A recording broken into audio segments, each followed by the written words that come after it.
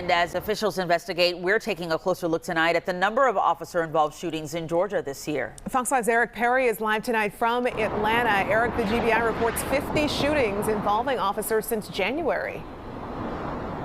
Yeah, Christine, Courtney, 50 so far this year. Compare that to the 96 that we saw in 2020 and the 84 that we saw in the year 2019.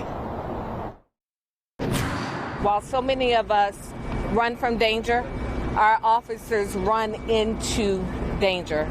Emotional officers could be seen embracing one another outside Grady Memorial Hospital after one of their own was shot in Midtown Wednesday.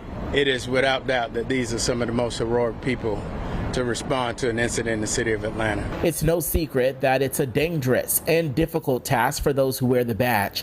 So far in 2021, the Georgia Bureau of Investigations has responded to 50 officer-involved shootings. Compare that number to 96 requests for 2020 and 84 requests in 2019. Any attack against law enforcement is an attack against this community. Former DeKalb CEO and Republican gubernatorial candidate Vernon Jones addressed the incident. But I'm just wanting to remind people, just 2 weeks ago, there was another police shooting, or actually a police officer killed. He was dragged to death up in Holly Springs.